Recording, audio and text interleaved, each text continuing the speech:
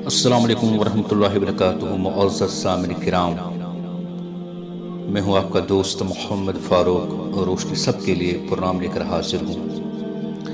اللہ تعالی ہماری تمام مرادوں کو پورا کرے۔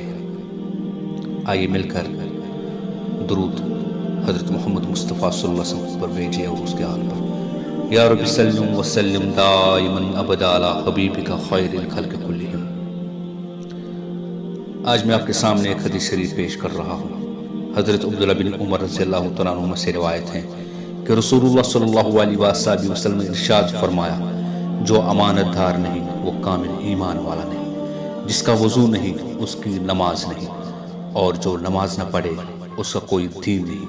نماز کا درجہ دین میں ایسا ہی ہے جیسے سر کا درجہ بدن میں ہے، یعنی جیسے سر کے بغیر انسان زندہ نہیں رہ سکتا، اسی طرح نماز کا بغیر دین باقی نہیں رہ سکتا۔